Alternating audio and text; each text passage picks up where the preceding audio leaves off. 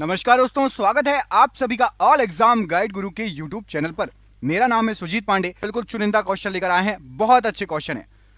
चलिए तो वीडियो को बिना देर के हुए स्टार्ट करते हैं। आप सभी से एक चाहिए लाइक, क्योंकि हम इतनी मेहनत कर रहे हैं तो एक लाइक जिसमें कोई भी पैसा नहीं लगता, चार्ज नहीं लगता, केवल क्लिक करना है। प्लीज अपना एक लाइक जरूर दीजिए। पहला क्वेश्चन देखिए, भारत के नामकरण के संदर्भ में भारतवर्ष का उल्लेख किस ग्रंथ में मिलता है? तो भारतवर्ष इस नाम का जो उल्लेख है भारत के नामकरण के संबंध में, ये अष्ट अध्याय में मिलता है। ऑप्शन नंबर ए अष्ट अध्यायी प्रश्न के लिए राइट आंसर हो जाएगा। बढ़ते अगले क्वेश्चन पर। निम्नलिखित में से किसका निवास स्थान होने के कारण भारत का नाम आर्यावर्त पड़ा था? तो आर्यावर्त ये पड़ा था आपका, किसका निवास स्थान था? आर्यों के निवास स्थान के कारण। ऑप्शन नंबर सी आर्य प्रश्न के लिए बिल्कुल सही आंसर हो जाएगा। दिए गए निम्नलिखित कथनों पर विचार करिए जरा और बताइए कौन सा सही है। पहला कथन है, भारत का नामकरण ऋग्वैदिक काल के प्रमुख जन भारत के नाम पर दिया गया। बिल्कुल सही है ये भी। दूसरा देखिए, भारत को जम्मू द्वीप का एक भाग भी माना जाता है। तो ये भी बिल्कुल सही है। भारत को आपने गाना भी सुना होगा, भारत खंडे जम्बू द्वीपे, है ना। ऑप्शन नंबर यहां पर सी से आंसर हो जाएगा। एक और दो दोनों सही हैं। पुरातात्विक विधा का प्रतिप्राय क्या होता है? तो पुरातात्विक विधा का प्रतिप्राय होता है, अभिप्राय आपका होता है शिलालेखों का अध्ययन। पुरातात्विक विधा मतलब शिलालेखों का अध्ययन। ऑप्शन नंबर यहां पर बी प्रश्न के लिए राइट आंसर है। निम्नलिखित में से कौन सा एक सुमेलित नहीं है? तो देखिए यहां पर आपको अभिलेख दिए हैं, उसके सामने शासक दिए हैं। हाथी गुम्फा अभिलेख खारवेल, ये आपका सुमेलित है। हाथी गुम्फा अभिलेख खारवेल से संबंधित है। नासिक अभिलेख गौतमी पुत्र सातकर्णी, यह भी बिल्कुल सही है। प्रयाग प्रशस्ति समुद्रगुप्त के अभिलेख, बिल्कुल सही है, प्रयाग प्रशस्ति समुद्रगुप्त। देवपाड़ा अभिलेख यशोधर्मन, यह गलत है। ऑप्शन नंबर यहां पर बी प्रश्न के लिए गलत आंसर हो जाएगा। अगला क्वेश्चन देखिए, इनमें से कौन से कथन सही हैं? पहला कथन पढ़िए, प्रारंभिक अभिलेख शिलाओं, स्तंभों, ताम्रपत्रों, दीवारों, मुद्राओं पर खुदे हुए होते थे। तो बिल्कुल सही है। जो पुराने अभिलेख मिले हैं वो या फिर स्तंभ पर हैं, ताम्रपत्र पर हैं, शिलाओं पर हैं, या दीवारों पर, या फिर मुद्राओं पर हैं। ये बिल्कुल सही है। दूसरा देखिए, सबसे प्राचीन अभिलेखों में मध्य एशिया के बोंगज कोई से प्राप्त अभिलेख हैं। तो यह भी बिल्कुल सही है। मध्य एशिया के बोंगज कोई से अभिलेख जो प्राप्त हैं वो सबसे प्राचीन अभिलेखों में से हैं। तो ऑप्शन नंबर यहां पर सी से आंसर हो जाएगा। एक और दो दोनों बिल्कुल सत्य हैं। अगला क्वेश्चन देखिए, निम्नलिखित में से किसने खरोष्टी लिपि को पढ़ा था? यहां पर आपको कुछ नाम दिए गए हैं। राइट आंसर हो जाएगा, खरोष्टी लिपि को पढ़ा था जेम्स प्रिंसिप ने। Option number D James Prinsep प्रश्न के लिए राइट आंसर है। उपयुक्त में से कौन सा कथन सत्य है? पहला कथन देखिए, इसमें बोला गया है देवनागरी लिपि बाएं से दाएं लिखी जाती है। बिल्कुल सही है। देवनागरी लिपि ये बाएं से दाएं लिखी जाती है, ये बिल्कुल सही है। देवनागरी का विकास अरामाइक लिपि से हुआ है। तो ऑप्शन नंबर दो आपका गलत है। केवल और केवल पहला ऑप्शन सही है। तो यहां पर केवल एक, ऑप्शन नंबर ए प्रश्न के लिए राइट आंसर हो जाएगा। सिक्के के अध्ययन को क्या कहा जाता है? तो सिक्कों के अध्ययन को राइट आंसर हो जाएगा न्यूमिस्मेटिक्स कहा जाता है। Option number D numismatics right answer है। निम्नलिखित में से कौन सा एक सुमेलित नहीं है? चलिए तो पढ़ लेते हैं। पहला देखिए, आहत सिक्के ईसा पूर्व 6ठी शताब्दी। तो आहत सिक्के ईसा पूर्व 6ठी शताब्दी में बिल्कुल सही आंसर है। लेख युक्त सिक्के ये 2री शताब्दी ईसा पूर्व, तो ये भी सही है। लेख युक्त सिक्के 2री शताब्दी ईसा पूर्व। दीनार 4ठी शताब्दी, बिल्कुल सही है। जीतल 16वीं शताब्दी, ऑप्शन नंबर डी गलत है। जीतल 16वीं शताब्दी से संबंधित नहीं है। ऑप्शन नंबर डी यहां पर सुमेलित नहीं है, गलत है। ऋग्वेद क्या है? तो ऋग्वेद जो है ये आपके स्रोतों का संकलन है। ऑप्शन नंबर ए स्रोतों का संकलन प्रश्न के लिए राइट आंसर है। ऋग्वेद में प्रथम सूक्त प्रायः किस देवता को समर्पित है? तो ऋग्वेद का जो सबसे पहला सूक्त है वो किसको समर्पित है? राइट आंसर हो जाएगा अग्नि देवता को। ऑप्शन नंबर ए यहां पर राइट आंसर है। सबसे पुराना वेद कौन सा है? तो सबसे पुराना यदि आप वेद देखेंगे तो सबसे पुराना वेद आपका ऋग्वेद है। ऑप्शन नंबर यहां पर भी राइट आंसर है। ऋग्वेद में सबसे पवित्र किस नदी का जिक्र किया है? तो ऋग्वेद में सबसे पवित्र नदी माना है सरस्वती नदी को। ऑप्शन नंबर ए सरस्वती नदी का जिक्र किया गया है, राइट आंसर हो जाएगा। निम्नलिखित में से किसका संकलन ऋग्वेद पर आधारित है? तो यहां पर आपका राइट आंसर हो जाएगा सामवेद का जो संकलन है यह ऋग्वेद पर आधारित है। Option number B Samaveda right answer है। शास्त्रीय संगीत के सिद्धांत की विवेचना की गई है किसमें? तो शास्त्रीय संगीत के सिद्धांत की विवेचना यह सामवेद में की गई है। ऑप्शन नंबर यहां पर डी राइट आंसर है। उपरोक्त में से कौन सा कथन सत्य है? यहां पर आपको कथन दिए गए हैं, बताना है कौन सा कथन सत्य है। चलिए पढ़ लेते हैं। तो पहला कथन आपको दिया गया है, सामवेद भारतीय संगीत शास्त्र पर प्राचीनतम पुस्तक है। बिल्कुल सही है ये। सामवेद का प्रथम दृष्टा वेदव्यास के शिष्य जैमिनी को माना जाता है, ये भी बिल्कुल सही है। कथन 1 और कथन 2 दोनों सही हैं। यहां पर ऑप्शन नंबर सी प्रश्न के लिए राइट आंसर हो जाएगा। शुक्ल यजुर्वेद एवं कृष्ण यजुर्वेद का संबंध किस वेद से है? तो शुक्ल यजुर्वेद और कृष्ण यजुर्वेद का जो संबंध है ये यजुर्वेद से है। Option number B right answer हो जाएगा। इनमें से कौन से कथन सही हैं? पहला कथन पढ़िए। पहले कथन में लिखा है यजुर्वेद में कुल 40 मंडल हैं, तो बिल्कुल सही है, यजुर्वेद में टोटल 40 मंडल दिए गए हैं। शुक्ल यजुर्वेद में वाजसनेयी संहिता संबंधित है, तो शुक्ल यजुर्वेद से वाजसनेयी संहिता संबंधित है, यह बिल्कुल सही कथन है। यजुर्वेद में रत्नों या रत्नियों की चर्चा की गई है, तो यह भी बिल्कुल सही है। 1, 2, 3 तीनों सही हैं। यहां पर ऑप्शन नंबर सी प्रश्न के लिए राइट आंसर हो जाएगा। किस वेद में सभा एवं समिति को प्रजापति की 2 पुत्रियां कहा गया है? तो सभा एवं समिति को प्रजापति की 2 पुत्रियां अथर्ववेद में कहा गया है। Option number D Atharvaveda right answer है। आयुर्वेद अर्थात जीवन का विज्ञान, इसका उल्लेख सबसे पहले किस में मिलता है? तो आयुर्वेद अर्थात जीवन का विज्ञान, इसका जो उल्लेख किया गया है अथर्ववेद में सबसे पहले मिलता है। Option number D Atharvaveda right answer है प्रश्न के लिए। किस वेद में सभा को नरिष्ठ अर्थात सामूहिक वाद विवाद और अनुल्लंघनीय कहा गया है? तो अनुल्लंघनीय और नरिष्ठ ये कहा गया, राइट आंसर हो जाएगा आपका अथर्ववेद में। ऑप्शन नंबर यहां पर डी प्रश्न के लिए राइट आंसर हो जाएगा अथर्ववेद। त्रयी नाम क्या है? तो त्रयी जो है ये है आपका तीनों वेदों का नाम, त्रयी मिलकर होता है। ऑप्शन नंबर ए त्रयी राइट आंसर है, तीनों वेदों का नाम। निम्नलिखित को सही सुमेलित कीजिए। ऋग्वेद, यजुर्वेद, सामवेद, अथर्ववेद। तो ऋग्वेद जो आपका है संबंधित, तो ऋग्वेद है स्रोत और प्रार्थनाओं से। यजुर्वेद आपका जो संबंध है यह है स्रोत और कर्मकांड से। सामवेद जो है ये संगीतमय स्रोत से संबंधित है। और अथर्ववेद जो है आपका, अथर्ववेद में दिया गया है क्या? तंत्र मंत्र एवं वशीकरण। तो यहां पर राइट आंसर आपका हो जाएगा ऑप्शन नंबर ए। ऋग्वेद का 4, यजुर्वेद का 2, सामवेद का 1 और अथर्ववेद का आपका 3। 800 से 600 ईसा पूर्व का काल किस युग के साथ जुड़ा है? तो 800 से 600 ईसा पूर्व का काल जो है यह ब्राह्मण युग से जुड़ा हुआ है। ऑप्शन नंबर ए यहां पर ब्राह्मण युग राइट आंसर है। जीविकोपार्जन हेतु वेद वेदांग पढ़ने वाले को क्या कहा जाता था? तो जीविकोपार्जन हेतु वेद वेदांग पढ़ने वाले व्यक्ति को कहा जाता है आपका Upadhyaya. Option number C Upadhyaya प्रश्न के लिए राइट आंसर है। शतपथ ब्राह्मण में उल्लिखित राजा विदेह माधव से संबंधित ऋषि कौन थे? तो राजा विदेह माधव से संबंधित जो ऋषि थे वो थे आपके ऋषि गौतम राहुगण। ऑप्शन नंबर यहां पर डी ऋषि गौतम राहुगण प्रश्न के लिए राइट आंसर है। जिस ग्रंथ में पुरुष मेध का उल्लेख हुआ है वह कौन सा है? तो पुरुष मेध का जो उल्लेख हुआ है यह है आपका Shatapatha Brahmana. Option number C यहां पर प्रश्न के लिए राइट आंसर हो जाएगा। निम्न दिए गए कूटों में से सही उत्तर का चयन कीजिए।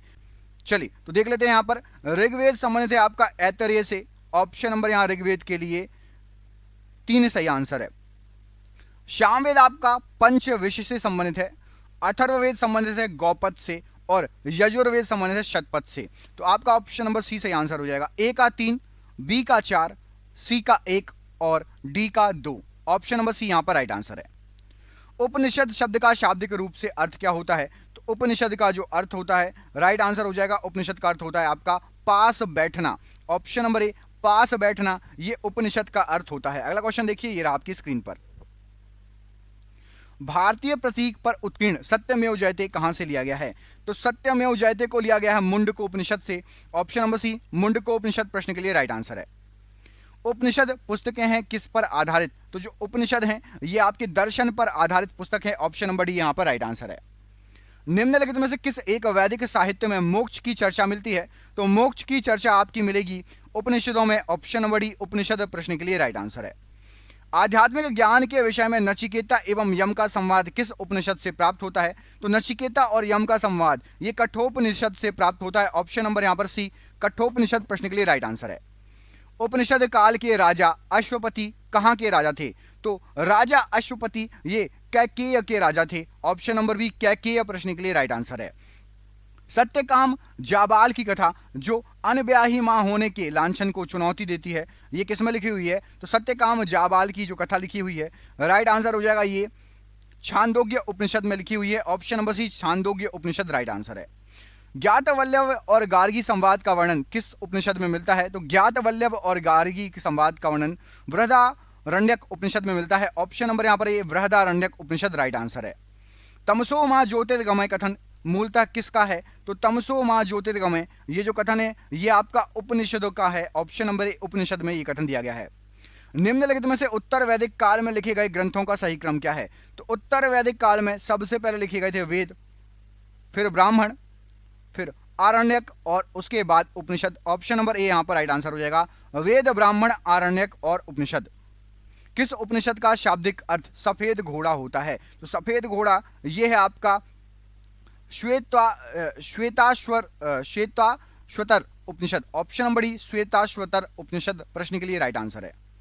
निम्नलिखित में से किस उपनिषद में इतिहास पुराण को शिष्यों को पढ़ाए जाने वाले विषयों की सूची में शामिल किया गया है? तो इतिहास पुराण को राइट आंसर हो जाएगा शामिल किया गया है छंदोग्य में। ऑप्शन नंबर बी छंदोग्य प्रश्न के लिए राइट आंसर है।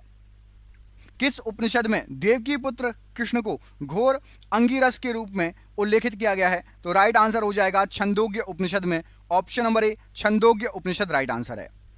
मनुस्मृति मुख्यतः किससे संबंधित है? तो मनुस्मृति ये समाज व्यवस्था से संबंधित है। ऑप्शन नंबर ए समाज व्यवस्था राइट आंसर है। प्रथम विधि निर्माता इनमें से किसको कहा जाता है? तो प्रथम विधि निर्माता ऑप्शन नंबर ए मनु है। ऑप्शन नंबर ए राइट आंसर है। श्रीमद् भागवत गीता मौलिक रूप से किस भाषा में लिखी गई है? तो भागवत गीता जो मौलिक रूप से लिखी गई है राइट आंसर क्या हो जाएगा प्रश्न के लिए? संस्कृत में लिखी गई है। ऑप्शन नंबर ए संस्कृत राइट आंसर है। सतसहस्त्री संहिता उपनाम निम्नलिखित में से किस ग्रंथ का है? तो सतसहस्त्री संहिता ये उपनाम दिया गया है आपका महाभारत को। ऑप्शन नंबर यहां पर डी राइट आंसर है। आदि काव्य की संज्ञा किसे दी जाती है? तो आदि काव्य कहा जाता है रामायण को। Option number A Ramayana right answer है। पुराणों की संख्या टोटल कितनी है? तो पुराणों की संख्या है आपकी 18। Option number B 18 right answer है। सर्ग, प्रतिसर्ग, वंश, मनवंतर और वंशानुचरित संकेतक हैं। तो ये सभी जो वर्ड हैं ये सभी संकेतक हैं पुराणों के। ऑप्शन नंबर बी पुराणों के प्रश्न के लिए राइट आंसर हो जाएगा। सर्वाधिक प्राचीनतम पुराण इनमें से कौन सा है? तो सबसे प्राचीन पुराण यहां पर जो दिए गए हैं मत्स्य पुराण सबसे प्राचीन पुराण है। ऑप्शन नंबर ए राइट आंसर है। कालिका पुराण किस धर्म से संबंधित है? तो कालिका पुराण की बात हो रही है, राइट आंसर हो जाएगा कालिका पुराण ये संबंधित है आपका शाक्त धर्म से। ऑप्शन नंबर बी शाक्त धर्म राइट आंसर है।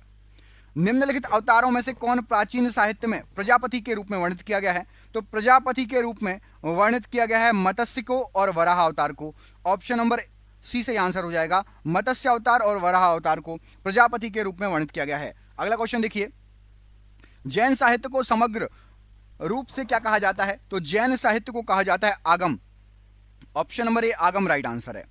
जैन भिक्षुओं के आचार नियमों का उल्लेख किस साहित्य में मिलता है? तो जैन भिक्षुओं के आचार नियम का उल्लेख जो मिलता है ये मिलता है आपका आचारंग सुत। ऑप्शन नंबर बी आचारंग सुत राइट आंसर हो जाएगा।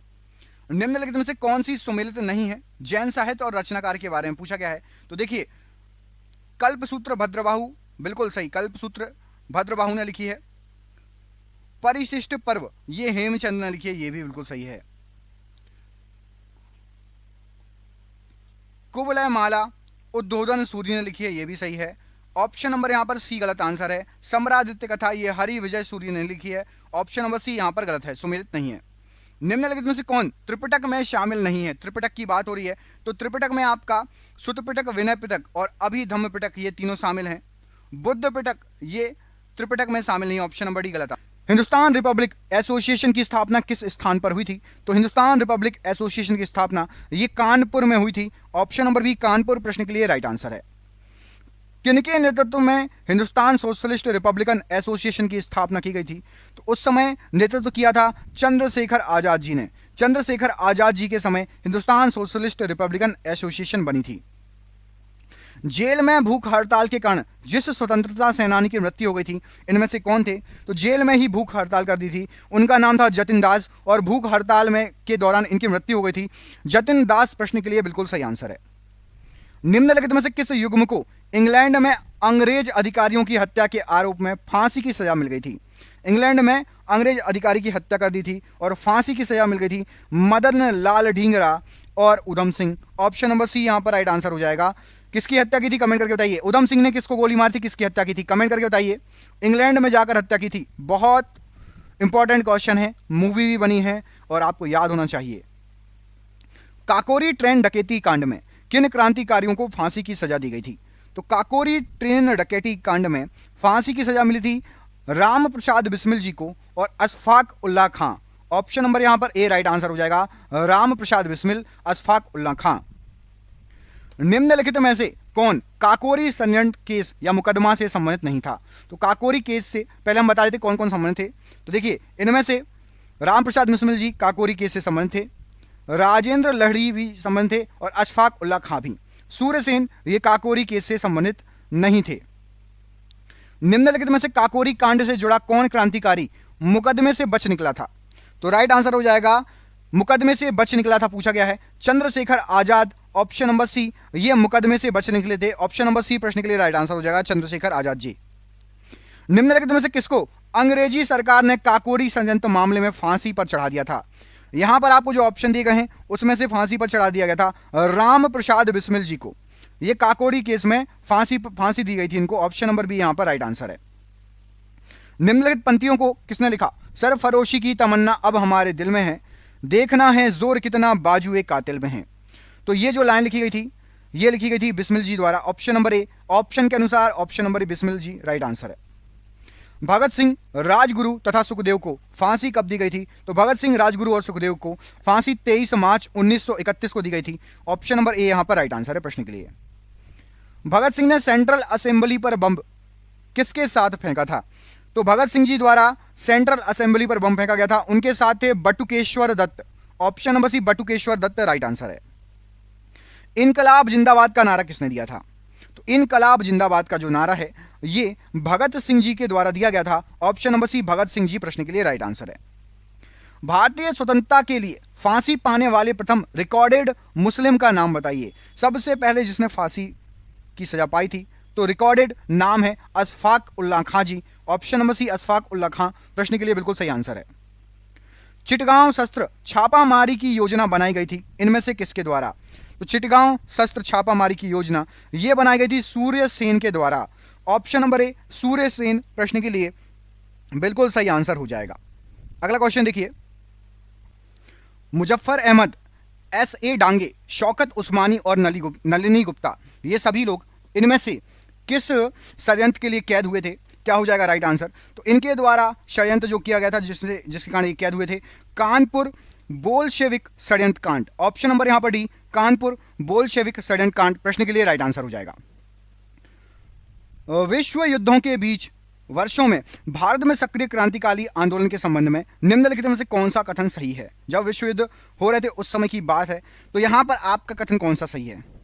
यहां पर आपका एक कथन सही है, वो मैं आपको बता देता हूं डायरेक्ट। भगत सिंह नौजवान भारत सभा के संस्थापक थे। भगत सिंह जी नौजवान भारत सभा के संस्थापक थे। ऑप्शन नंबर यहां पर भी प्रश्न के लिए राइट आंसर हो जाएगा। निम्नलिखित में से किसने बहरी ब्रिटिश सरकार को सुनाने हेतु केंद्रीय विधानसभा में 8 अप्रैल 1929 को बम फेंका था? बहरी ब्रिटिश सरकार को सुनाने के लिए बम किसने फेंका था? यहां पर आपको 4 नाम दिए गए हैं, भगत सिंह, सुखदेव, राजगुरु और बटुकेश्वर दत्त। किसने बम फेंका था? तो राइट आंसर हो जाएगा आपका भगत सिंह जी ने और इनके साथ थे बटुकेश्वर दत्त। 1 और 4, तो ऑप्शन नंबर डी सही आंसर हो जाएगा, भगत सिंह और बटुकेश्वर दत्त। निम्नलिखित युग्मों में से कौन सही सुमेलित नहीं है? यहां पर आपको कुछ ऑप्शन दिए गए हैं। तो देखिए हावड़ा षड्यंत्र प्रकरण 1910 की बात है, यह बिल्कुल सही सुमेलित है। विक्टोरिया षड्यंत्र प्रकरण ये आपका हुआ था 1914 में, यह भी बिल्कुल सही है। लाहौर षड्यंत्र प्रकरण 1916 से 1930 यह भी बिल्कुल सही है। 1916 और 1930 माफ कीजिएगा, यह भी सही है। काकोरी षड्यंत्र प्रकरण 1924 ये आपका गलत है। कमेंट करके बताइए काकोरी षड्यंत्र प्रकरण की डेट सन क्या था? काकोरी षड्यंत्र का सन क्या था? कमेंट करके बताइए। निम्नलिखित में से कौन सा युग्म सही सुमेलित नहीं है? यहां पर आपका राइट आंसर क्या हो जाएगा? देखिए दिल्ली षड्यंत्र केस अमीर चंद जी, बिल्कुल सही है ये। काकोरी षड्यंत्र केस अशफाक उल्ला खां, ये भी सही है। लाहौर षड्यंत्र केस जतिन दास, ये भी सही है। नासिक षड्यंत्र केस रास Bihari Bose ji, option number D यहां पर ये आपका गलत हो जाएगा। अगला क्वेश्चन देखिए, नीचे कुछ मुकदमों की सूची दी गई है, अंत में दिए गए कूट का प्रयोग करते हुए उनको सही क्रम में आपको निभाना है।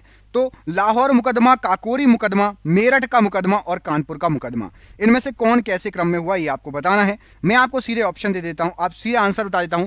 सबसे पहले हुआ है आपका लाहौर मुकदमा, नंबर 1 यहां पर लाहौर मुकदमा आएगा। इसके बाद हुआ था कानपुर मुकदमा, नंबर 4। उसके बाद हुआ था काकोरी, उसके बाद हुआ था Meerut. Lahore, Kanpur, Kakori, Meerut, option number C यहां पर प्रश्न के लिए राइट आंसर हो जाएगा। भगत सिंह के बारे में निम्नलिखित में से कौन सा कथन सही नहीं है। तो भगत सिंह के बारे में कथन दिए गए हैं, देख लेते हैं। तो भगत सिंह के बारे में पहला कथन पढ़िए, भगत सिंह समाजवादी विचारों से प्रभावित थे, यह कथन बिल्कुल गलत है।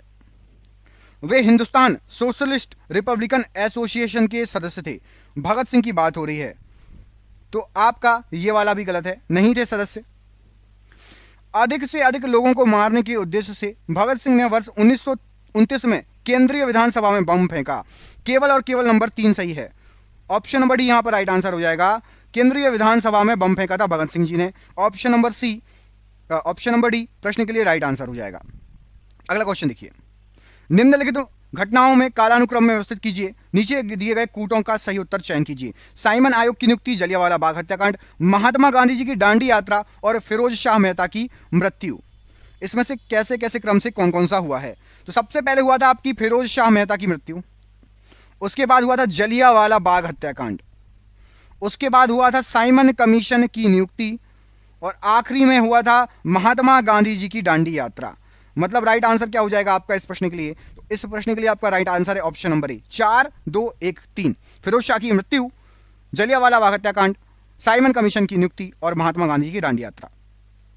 साइमन कमीशन के आने के विरुद्ध भारतीय जन आंदोलन क्यों हुआ था। तो साइमन कमीशन के आने के विरुद्ध भारतीय जन आंदोलन का कारण था कि साइमन कमीशन में कोई भी भारतीय सदस्य शामिल नहीं था। ऑप्शन नंबर सी सही आंसर हो जाएगा। साइमन कमीशन में कोई भी भारतीय सदस्य शामिल नहीं था। वर्ष 1928 में साइमन कमीशन भारत में किस उद्देश्य से आया था।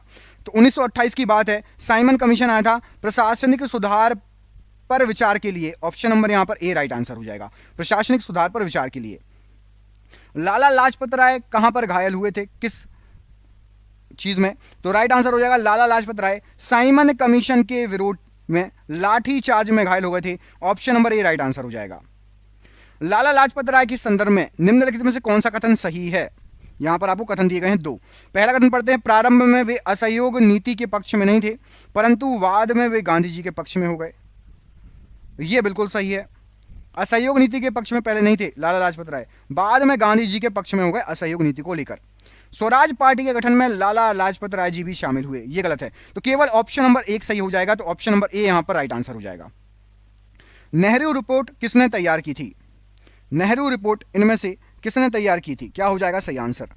तो नेहरू रिपोर्ट को तैयार करने वाले यहां पर आपको जो ऑप्शन दिया गया है राइट आंसर हो जाएगा ML नेहरू जी ने। ऑप्शन नंबर ए ML नेहरू प्रश्न के लिए बिल्कुल सही आंसर हो जाएगा, ऑप्शन नंबर ए। अगला क्वेश्चन देखिए, कांग्रेस दल की उग्र शाखा ने, जिसके एक प्रमुख नेता जवाहरलाल नेहरू थे, इंडिपेंडेंस फॉर इंडिया लीग की स्थापना की। वह लीग किसके विरोध में स्थापित की गई थी। तो इंडिपेंडेंस फॉर इंडिया लीग, ये जो लीग स्थापित की गई थी, ये नेहरू रिपोर्ट के विरोध में जवाहरलाल नेहरू जी ने स्थापित की थी। नेहरू रिपोर्ट के विरोध में, मोतीलाल नेहरू के विरोध में वो रिपोर्ट प्रस्तुत की गई थी। रिक्त स्थानों की पूर्ति कीजिए। नेहरू रिपोर्ट डैश की अध्यक्षता में एक कमेटी द्वारा तैयार की गई और इसका विषय क्या था। तो नेहरू रिपोर्ट जो तैयार की गई थी, ये मोतीलाल नेहरू की अध्यक्षता में तैयार की गई थी और भारत में संवैधानिक व्यवस्थाएं इसका उद्देश्य था। ऑप्शन नंबर सी यहां पर राइट आंसर हो जाएगा, भारत में संवैधानिक व्यवस्थाएं, और मोतीलाल नेहरू ने नेहरू रिपोर्ट तैयार की थी। भारतीय स्वतंत्रता आंदोलन के काल के संदर्भ में नेहरू रिपोर्ट की अनुशंसा की गई थी। अब आपको बताना है इनमें से कौन से इससे संबंधित है। तो भारतीय स्वतंत्रता आंदोलन के काल के संदर्भ में नेहरू रिपोर्ट की अनुशंसा की गई थी और राइट आंसर यहां पर हो जाएगा अल्पसंख्यकों हेतु आरक्षित स्थानों के लिए संयुक्त निर्वाचन क्षेत्र और साथ ही साथ संविधान में भारतीयों के लिए मौलिक अधिकारों का प्रावधान इस रिपोर्ट में था? तो 2 और 3 बिल्कुल सही आंसर हो जाएगा। ऑप्शन नंबर यहां पर भी 2 और 3 प्रश्न के लिए राइट आंसर है। भारतीय स्वतंत्रता संग्राम के दौरान निम्नलिखित में से किसने प्रस्तावित किया था कि स्वराज को किसी प्रकार के विदेशी नियंत्रण से मुक्त संपूर्ण स्वतंत्रता के रूप में परिभाषित किया जाए? कि जो स्वराज वर्ड है उसका मतलब ये होना चाहिए कि कोई भी विदेशी नियंत्रण नहीं हो और संपूर्ण स्वतंत्रता मिलनी चाहिए। यह कहा था मौलाना हसरत मोहानी जी ने। ऑप्शन नंबर बी मौलाना हसरत मोहानी जी राइट आंसर है। निम्नलिखित में से किस कांग्रेस अधिवेशन में 31 दिसंबर 1929 को पूर्ण स्वराज की घोषणा की गई थी? तो पूर्ण स्वराज की घोषणा लाहौर अधिवेशन में की गई थी। ऑप्शन नंबर सी लाहौर अधिवेशन राइट आंसर है। निम्नलिखित में से किस एक ने भारतीय राष्ट्रीय कांग्रेस के उस अधिवेशन की अध्यक्षता की जिसमें पूर्ण स्वराज का प्रस्ताव पारित हुआ था? तो पूर्ण स्वराज का प्रस्ताव पारित हुआ था लाहौर अधिवेशन में और उसकी अध्यक्षता इनमें से की थी जवाहरलाल नेहरू जी ने। ऑप्शन नंबर बी यहां पर राइट आंसर है। स्वतंत्रता का नवग्रहित तिरंगा पहली बार कब लहराया गया था? तो स्वतंत्रता का नवग्रहित तिरंगा सबसे पहली बार लहराया गया था। राइट आंसर हो जाएगा आपका यहां पर प्रश्न के लिए 31 दिसंबर 1929 को। ऑप्शन नंबर यहां पर बी माफ कीजिएगा 31 दिसंबर 1929 option number B right answer है। भारतीय राष्ट्रीय कांग्रेस के निम्नलिखित अधिवेशनों में से किस एक की अध्यक्षता जवाहरलाल नेहरू जी ने सबसे पहले की थी? तो जवाहरलाल नेहरू जी ने सबसे पहले की थी लाहौर अधिवेशन की अध्यक्षता 1929 में। ऑप्शन नंबर यहां पर ए प्रश्न के लिए बिल्कुल सही आंसर हो जाएगा। अगला क्वेश्चन देखिए, स्वतंत्रता आंदोलन के इतिहास में भारतीय राष्ट्रीय कांग्रेस का वर्ष 1929 का अधिवेशन क्यों महत्वपूर्ण है?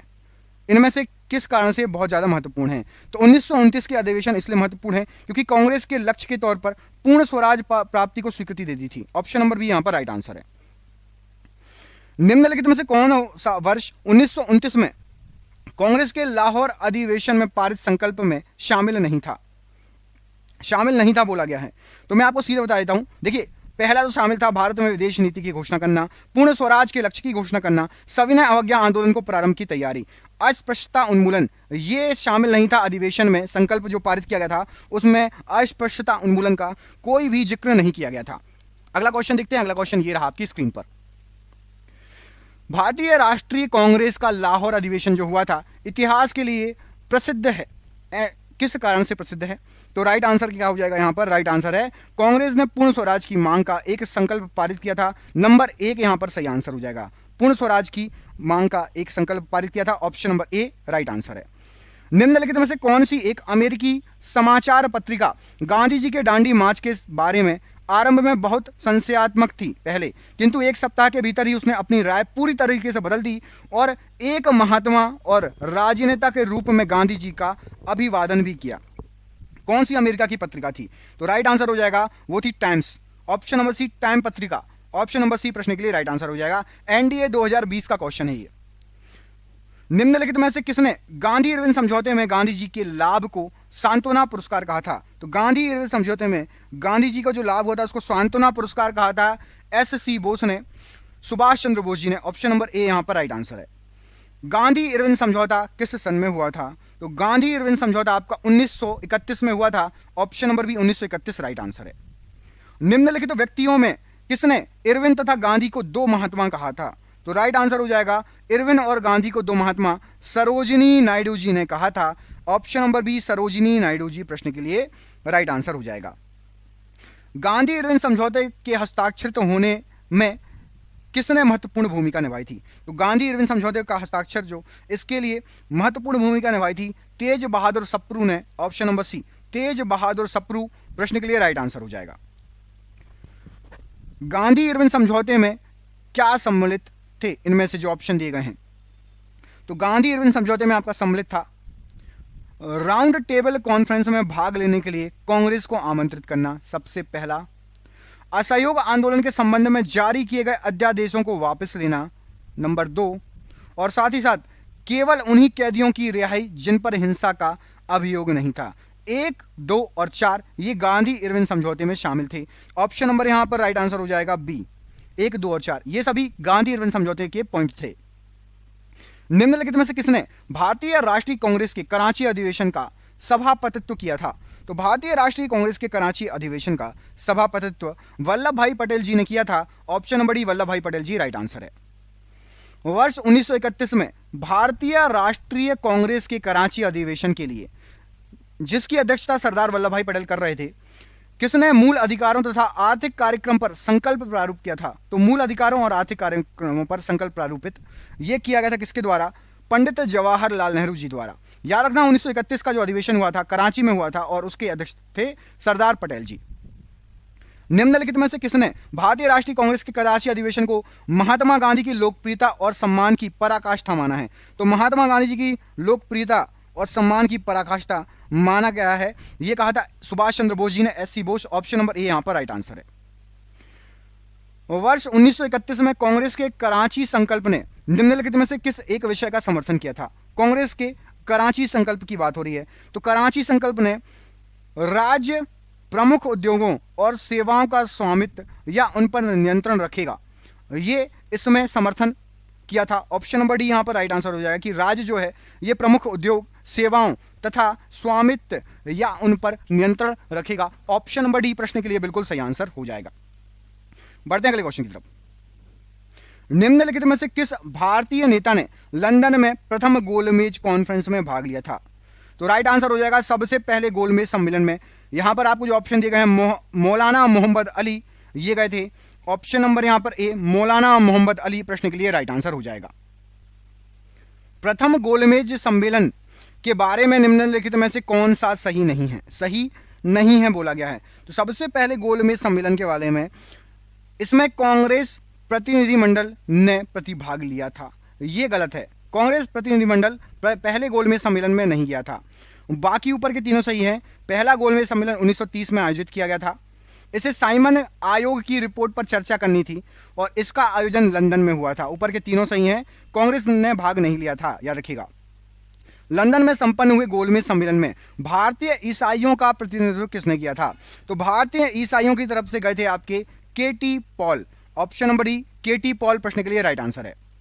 लंदन में गोलमेज सम्मेलन का आयोजन किसकी चर्चा के लिए रखा गया था? तो राइट आंसर हो जाएगा, यह रखा गया था आपका सविनय अवज्ञा आंदोलन वापस लेने हेतु गांधी जी की जो मांगे थी उसके लिए। ऑप्शन नंबर सी सही आंसर हो जाएगा। सविनय अवज्ञा आंदोलन वापस ले लेंगे गांधी जी यदि उनकी मांगे स्वीकार कर ली गई। इसके लिए लंदन में गोलमेज राउंड टेबल कॉन्फ्रेंस रखी गई थी। इनमें से किसने द्वितीय गोलमेज सम्मेलन में भाग नहीं लिया था? तो जो दूसरा गोलमेज सम्मेलन था उसमें महादेव देसाई जी गए थे, प्यारेलाल नैयर जी भी गए थे, मदन मोहन मालवीय जी भी गए थे, जवाहरलाल नेहरू नहीं गए थे। ऑप्शन नंबर डी यहां पर राइट आंसर हो जाएगा। जवाहरलाल नेहरू दूसरे गोलमेज सम्मेलन में नहीं गए थे। अगला क्वेश्चन देखिए, इसमें आपसे क्या पूछा गया है। महात्मा गांधी जी जब दूसरे गोलमेज सम्मेलन में भाग लेने लंदन गए थे तो वो कहां पर ठहरे थे? तो महात्मा गांधी जी ठहरे थे किंसले हॉल में। जब दूसरे, आपको क्वेश्चन ये भी आ सकता है क्या दूसरे गोलमेज सम्मेलन में महात्मा गांधी जी गए थे या नहीं? तो दूसरे गोलमेज सम्मेलन में महात्मा गांधी जी लंदन गए थे और किंसले हॉल में ठहरे थे। ऑप्शन नंबर यहां पर बी प्रश्न के लिए राइट आंसर हो जाएगा। अगला क्वेश्चन देखिए, दूसरे गोलमेज सम्मेलन में कांग्रेस के एक प्रतिनिधि के रूप में भाग लेने के लिए महात्मा गांधी जी बंबई से लंदन जिस पानी के जहाज में गए थे उसका नाम क्या था? तो वो गए थे SS राजपूताना जहाज में। ऑप्शन नंबर ए यहां पर राइट आंसर हो जाएगा। SS राजपूताना पानी का जहाज, इसमें गए थे गांधी जी लंदन। निम्न में से कौन सा गोलमेज सम्मेलन वर्ष 1932 में हुआ था? तो वर्ष 1932 की बात है तो 32 में हुआ था तीसरा गोलमेज सम्मेलन। ऑप्शन नंबर सी तीसरा गोलमेज सम्मेलन राइट आंसर है। निम्नलिखित में से किन व्यक्तियों ने द्वितीय गोलमेज सम्मेलन में भाग लिया? तो दूसरे गोलमेज सम्मेलन में यहां पर आपको जो ऑप्शन दिए गए उसके अनुसार बता देता हूं। महात्मा गांधी जी गए थे, सरोजिनी नायडू जी भी गई थी और मदन मोहन मालवीय जी भी गए थे। मौलाना आजाद नहीं गए थे दूसरे में। महात्मा गांधी जी, सरोजिनी नायडू, मदन मोहन मालवीय, ये तीनों गए थे। 1, 2, 3 सही आंसर हो जाएगा। Option number C. निम्नलिखित में से किसने सांप्रदायिक अधिनिर्णय घोषित किया था? तो सांप्रदायिक अधिनिर्णय रैमजे मैकडोनाल्ड इन्होंने घोषित किया था। Option number A Ramsay MacDonald प्रश्न के लिए राइट आंसर हो जाएगा। निम्नलिखित में से कौन सा सही सुमेलित नहीं है? यहां पर आपको जो ऑप्शन दिए गए हैं, भारतीय थल सेना अधिनियम 1927 में पारित हुआ था, यह बिल्कुल सही है। सविनय अवज्ञा आंदोलन 1930 में हुआ था, यह भी बिल्कुल सही है। द्वितीय गोलमेज अधिवेशन 1931 में हुआ था, यह भी बिल्कुल सही है। सांप्रदायिक निर्णय 1933, ऑप्शन नंबर डी यहां पर गलत आंसर है। सांप्रदायिक निर्णय 1933 में नहीं हुआ था। महात्मा गांधी ने पहला आमरण अनशन कब प्रारंभ किया था? तो महात्मा गांधी जी द्वारा सबसे पहला आमरण अनशन जो प्रारंभ किया गया था कम्युनल अवार्ड के समय, ऑप्शन नंबर ए यहां पर प्रश्न के लिए राइट आंसर हो जाएगा। कम्युनल अवार्ड के समय सबसे पहला आमरण अनशन महात्मा गांधी जी ने प्रारंभ किया था। अगला क्वेश्चन देखिए, वर्ष 1931 में बॉम्बे में हुए अखिल भारतीय दलित वर्ग सम्मेलन all India depressed classes leader conference द्वारा निम्नलिखित में से कौन सी मांग रखी गई थी? तो अखिल भारतीय दलित वर्ग नेतृत्व सम्मेलन के द्वारा जो मांग रखी गई थी वो रखी गई थी अछूतों के लिए अलग निर्वाचन क्षेत्र। ऑप्शन नंबर बी, अछूतों के लिए अलग निर्वाचन क्षेत्र प्रश्न के लिए राइट आंसर हो जाएगा option number B. Poona pact संबंधित था किससे? तो पूना पैक्ट आपका ये दलित वर्ग से संबंधित था। ऑप्शन नंबर ए यहां पर राइट आंसर है। श्री बी.आर. अंबेडकर व गांधी जी के बीच एक समझौता हुआ था जो क्या कहलाता था? तो गांधी जी और अंबेडकर जी के बीच में समझौता हुआ था, वो पूना समझौता कहलाता था। ऑप्शन नंबर सी, पूना समझौता राइट आंसर हो जाएगा। 1932 में पूना पैक्ट के बाद हरिजन सेवक संघ की स्थापना की गई थी। इसके अध्यक्ष कौन थे? तो हरिजन सेवक संघ की स्थापना की गई थी और इसके अध्यक्ष थे आपके घनश्याम दास बिरला जी। Option number B, Ghanshyam Das Birla जी राइट आंसर हो जाएगा। निम्नलिखित में से किस अधिनियम के तहत विधान मंडलों में महिलाओं के लिए सीट आरक्षित की गई थी जो विभिन्न समुदायों के लिए सीटों के आवंटन के अनुरूप थी? तो महिलाओं के लिए भी विधानसभा में सीटें आरक्षण की गई थी और यह अधिनियम था आपका ऑप्शन नंबर यहां पर डी, भारत सरकार अधिनियम 1935। ऑप्शन नंबर डी यहां पर प्रश्न के लिए राइट आंसर है।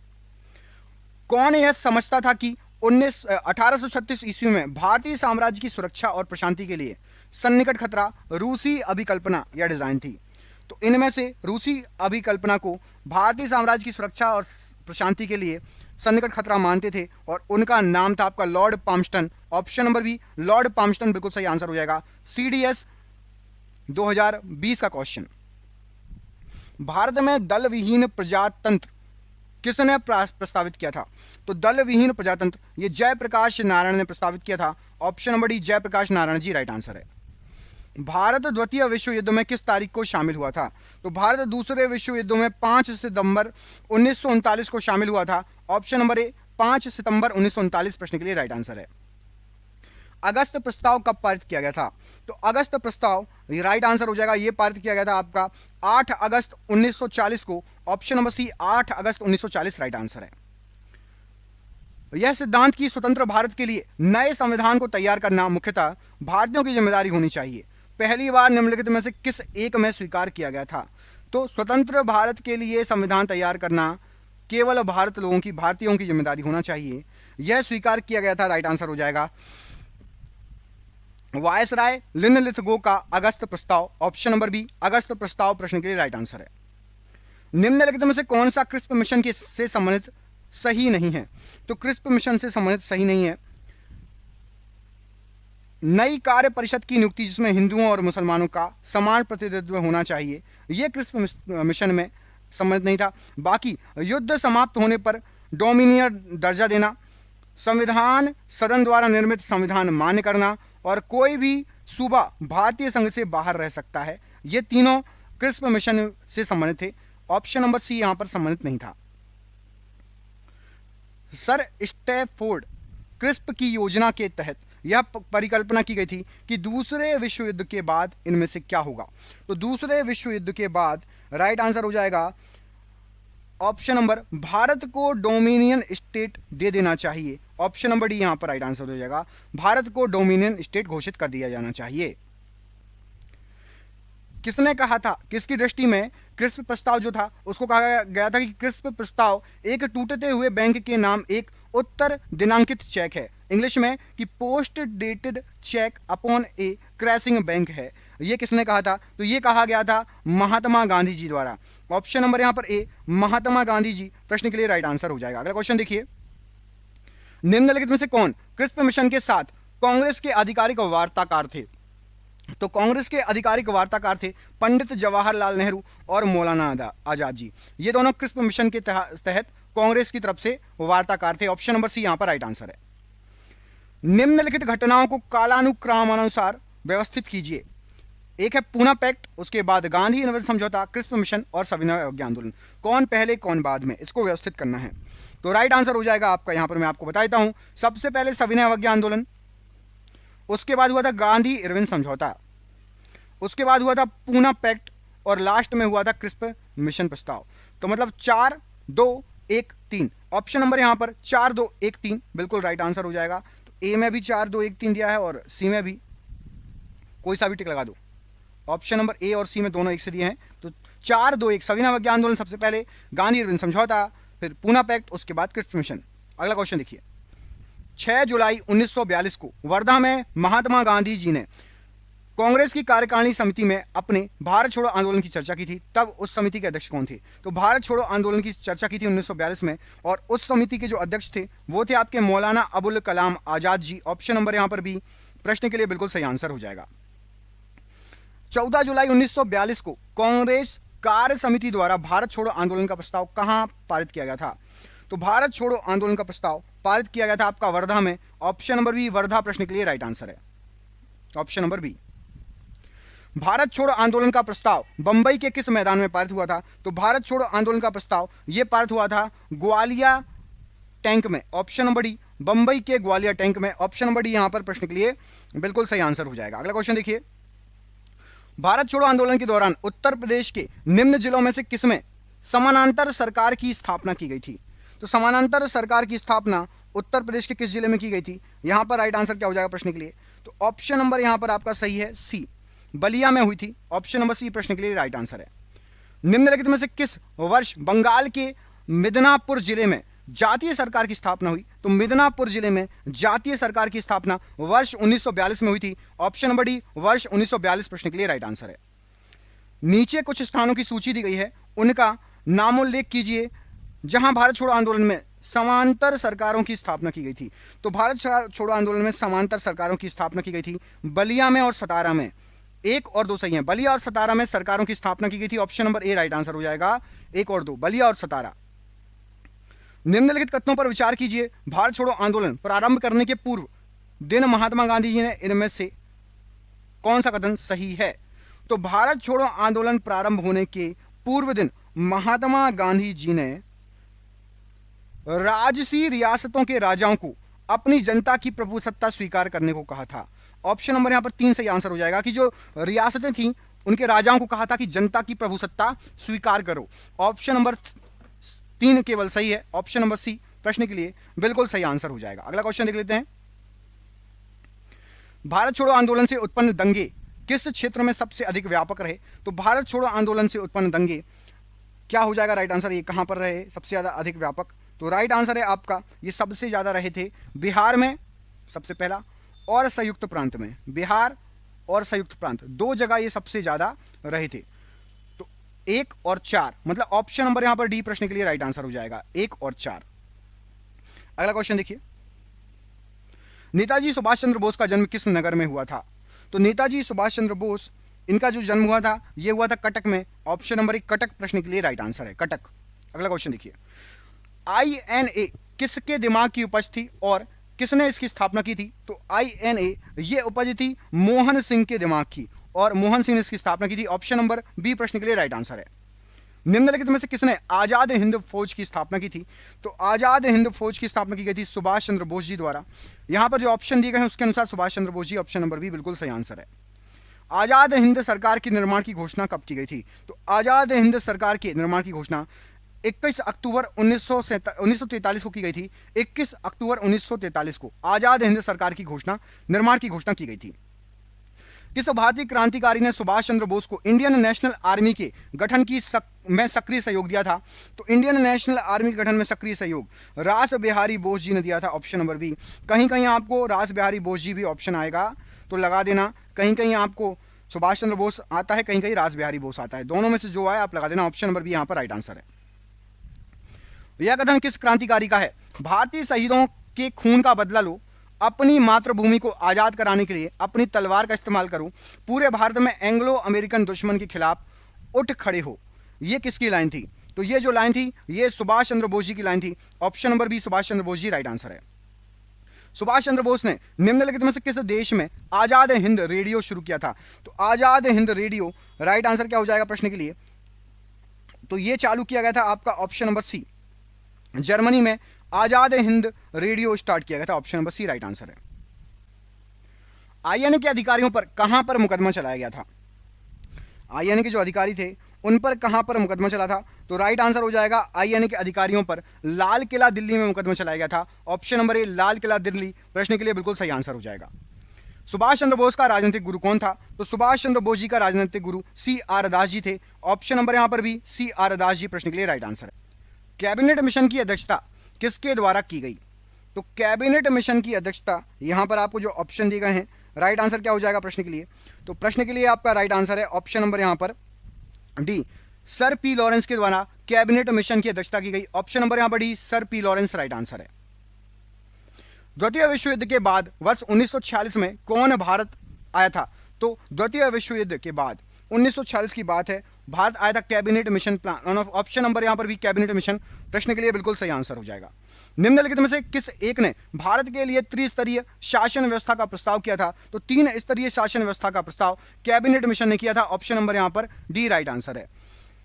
किस राजनीतिक दल ने 6 जून 1946 को कैबिनेट मिशन प्लान को औपचारिक रूप से स्वीकार कर लिया था, जिसे संप्रभु पाकिस्तान की मांग को अस्वीकार कर दिया गया था? तो राइट आंसर हो जाएगा मुस्लिम लीग ने कैबिनेट मिशन प्लान को स्वीकार कर लिया था, लेकिन संप्रभु पाकिस्तान की मांग को अस्वीकार कर दिया गया था। ऑप्शन नंबर सी यहां पर राइट आंसर हो जाएगा। इसका प्रस्ताव मई में आया था। इसमें अभी भी भारत को विभाजन मुक्त रखने की आकांक्षा थी, जिसका ब्रिटिश प्रांतों से मिलकर बने एक संघीय राज्य का स्वरूप होना था। उपरोक्त उद्धरण किसके संबंध में है? तो जो ये बात कही गई है ये कैबिनेट मिशन प्रस्ताव के बारे में बात की गई है। ऑप्शन नंबर डी यहां पर राइट आंसर है। कैबिनेट मिशन योजना के विषय में निम्नलिखित में से कौन सा सही नहीं है? तो कैबिनेट मिशन योजना के विरोध में पाकिस्तान की स्वीकृति ये सही नहीं है, उसमें पाकिस्तान की स्वीकृति नहीं थी। बाकी प्रांतीय सामूहिकरण, भारतीय सदस्यों वाला अंतरिम मंत्रिमंडल होना चाहिए और संविधान निर्माण का अधिकार होना चाहिए, ये सभी था। पाकिस्तान की स्वीकृति नहीं थी कैबिनेट मिशन योजना में।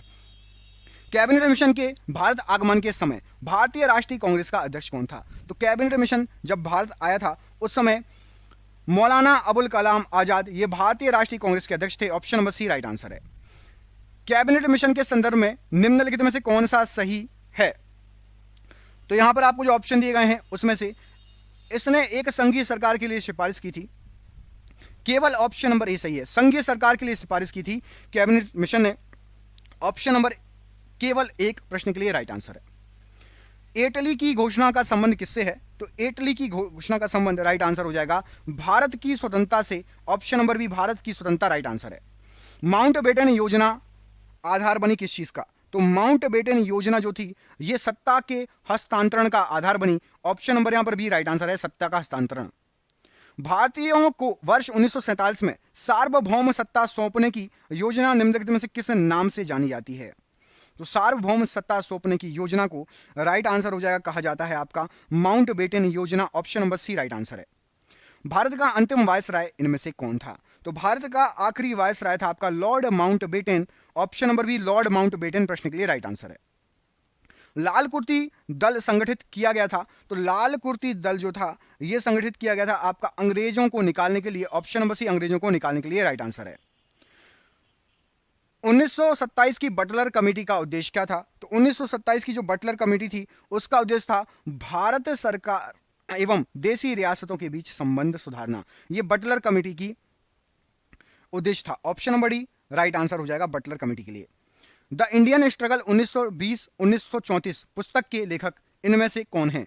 तो द इंडियन स्ट्रगल इस पुस्तक के लेखक हैं सुभाष चंद्र बोस जी। ऑप्शन नंबर सी यहां पर प्रश्न के लिए राइट आंसर है। किस भारतीय व्यवसायी ने गांधी जी के सर्वनिष्ठ उद्देश्य की ओर कार्य करने में उनकी सहायता के लिए लाभप्रद पूंजीवाद का समर्थन किया था? तो लाभप्रद पूंजीवाद का समर्थन किया था घनश्याम दास बिरला ने। ऑप्शन नंबर ए घनश्याम दास बिरला राइट आंसर है। अप्रैल 2017 में महात्मा गांधी जी से संबंधित किस घटना के 100 वर्ष पूरे होने का समारोह मनाया गया? तो 100 वर्ष हुए थे किस घटना के लिए? राइट आंसर हो जाएगा चंपारण सत्याग्रह के लिए। ऑप्शन नंबर सी 2017 में 100 वर्ष हो गए थे चंपारण सत्याग्रह को। फिनिक्स बस्ती का संस्थापक इनमें से कौन था? तो फीनिक्स बस्ती का संस्थापक राइट आंसर हो जाएगा महात्मा गांधी जी थे। Option number A Mahatma Gandhi ji right answer है। Option number A Mahatma Gandhi ji. Bharat के लिए डिस्ट्रिक्ट, जिला, मजिस्ट्रेटरी में से स्वतंत्र 4 पिलर स्टेट की अवधारणा का सुझाव किसने दिया था? तो 4 पिलर स्टेट की अवधारणा का सुझाव राम मनोहर लोहिया जी ने दिया था। किसने दिया था? Ram Manohar Lohia ji. Option number B right answer है।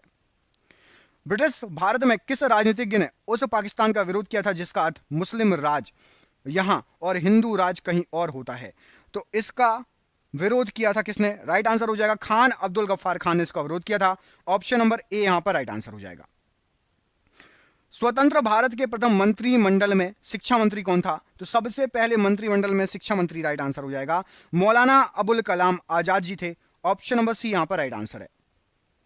निम्नलिखित में से किस एक इतिहासकार ने भारत छोड़ो आंदोलन को एक स्वतः प्रवर्तित क्रांति के रूप में वर्णित किया था? तो एक स्वतः प्रवर्तित क्रांति MG. Hutchins. Option number C MG. Hutchins ने यह कहा था। ऑप्शन नंबर सी यहां पर राइट आंसर हो जाएगा।